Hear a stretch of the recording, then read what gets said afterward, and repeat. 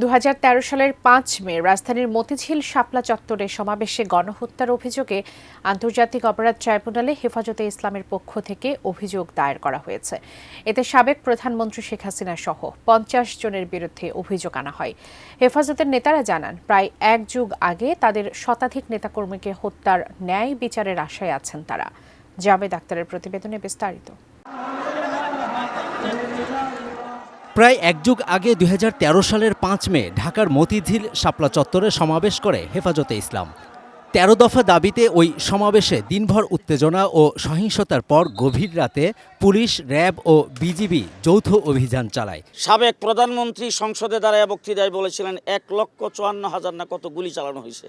এবার আপনারাই চিন্তা করেন এত গুলি চালানোর পরে কত হতাহত হতে পারে।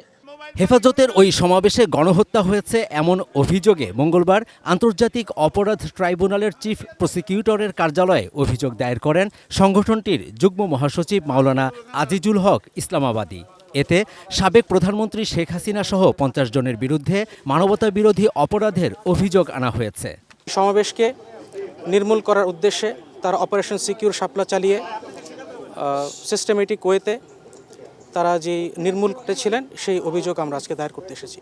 তৎকালীন প্রধানমন্ত্রী, তৎকালীন স্বরাষ্ট্রমন্ত্রী মহিউদ্দিন খান আলমগীর, তৎকালীন স্বরাষ্ট্র প্রতিমন্ত্রী শামসুল হক টুকু, আইন প্রতিমন্ত্রী অ্যাডভোকেট কামরুল ইসলাম, কৃষিমন্ত্রী ডক্টর আব্দুর রাজ্জাক এবং শাহরিয়ার কবির সহ সবাইকে আমরা এই মামলার আওতায় এনে দৃষ্টান্তমূলক শাস্তির জন্য আমরা আদালতের কাছে আমাদের আবেদন পেশ করেছি। বসুন্ধরা টিস্যুতে ছাড়ের ছড়াছড়ি। বসুন্ধরা টিস্যু নিয়ে এলো নিশ্চিত ছাড়।